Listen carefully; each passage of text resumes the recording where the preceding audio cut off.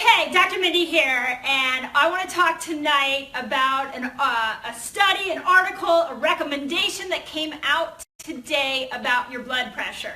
So it was the American College of Cardiology and the American Health Association has decided that everyone who has a blood pressure of 130/80 needs to be taking blood pressure medication.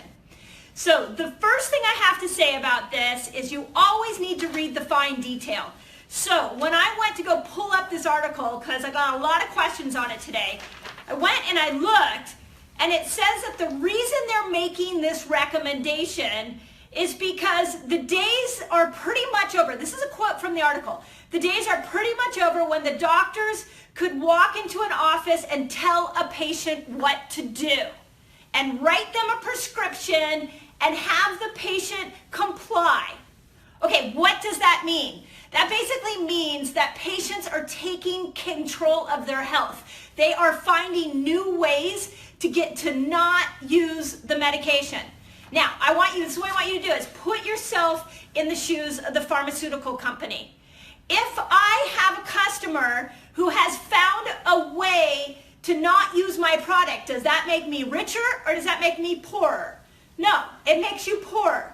So they have lowered the number, 130 now, over 80. Everybody needs to be on blood pressure medication. And they are expecting that as they lower this, the people that are compliant to their doctors, the ones that are willing to do whatever their doctor says, that they're going to add 15 million new people are going to have to go on blood pressure medication, and 14 million people are going to have to up their blood pressure medication. Okay, so from a business standpoint, that is incredibly profitable. So the first thing I have to say about this study is that they do not care about your health. They care about their pocketbook. Big Pharma has proven this over and over and over again. So I went and did a little sleuthing on the internet. It took me all of about 30 minutes to see what is some of the science saying about ways that you can lower your blood pressure that are fairly natural. Most of them are really natural, and some of them you don't even have to leave your home to do. For example, did you know that blood pressure has very little to do with sodium and everything to do with sugar? If you don't believe me, just Google high blood pressure and sugar. And you will see a ton of articles and research studies out there right now showing that sugar is a major contributor to high blood pressure. Here's an article that I found from a diabetes website. This is one done in England.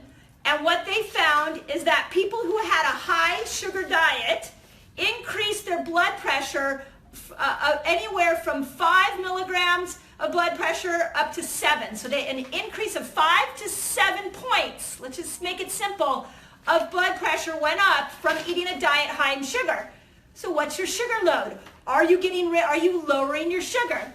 Okay, this is my favorite article that nobody knows about, and it was printed in 2007. This was done over 10 years ago, and most of you have never heard about this. It's on WebMD, and it says that they have found that a chiropractic adjustment, if you have a misalignment of your atlas, and you get that sucker realigned, that what they found is that it's as effective as taking 2 blood pressure pills. It can lower your blood pressure as much as 14 points. 2 blood pressure pills. And in WebMD, they said, and the cool thing about this is the medical doctor, the cool thing about this is it seems that this is an adverse event.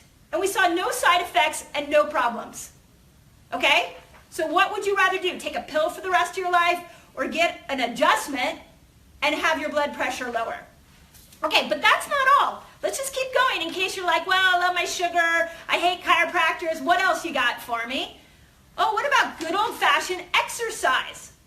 Exercise is a wonderful way to lower your blood pressure. This is from the Mayo Clinic. This is from medical community that says that exercise, a drug-free approach to lowering your blood pressure. Okay? Okay, and then it goes on to say different types of exercise. Strength training is great, any kind of endurance training. It even went on to say that yoga was an amazing way to lower your blood pressure. And then the last optional way that you can lower blood pressure is one that you don't even have to leave your house, and this is called meditation. It's called quieting your mind. It's called relaxing this little thing of yours up here, calming it down. You can lower your blood pressure. So this is from PubMed. This is one of the most well-respected scientific websites that doctors go to look for research, to look for the science, is on PubMed.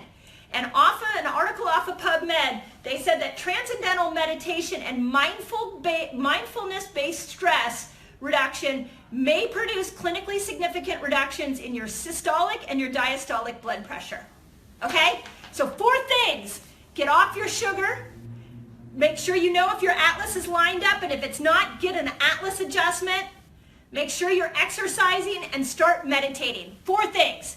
And if your blood pressure is high, you do not need to take blood pressure medication. This is an opportunity for you to go, why is my blood pressure high? Why is my body raising its blood pressure? Is there something that I could do to prevent this? And what most people find, what my patients are finding in my office, is that it can be very, very simple. It is not complicated. So when they come out, this is just like the coconut oil thing. When they come out and they make these bold statements like, we've got to lower this, the first thing I always think is, oh, they're losing customers. That's why they're making such a strong statement here. And then the second thing I always look at is there a lifestyle solution? And you should always ask yourself that. When your doctor wants to put you on any medication, I don't care if it's a thyroid medication, I don't care if it's an antidepressant, I don't care what medication is. You should always ask yourself, is there a lifestyle solution? Because most of the time, 99.9% of the time, you're going to find a lifestyle solution. So that's my rant for today. I know this was all over the internet today. I know a lot of these, we've got over 30 million people that are now going to rush off and start to take more blood pressure medication. So please share this video, get it out there. I really just want to empower you to make smart choices for your health, and being on a medication that you never get off of for the rest of your life is never a smart decision.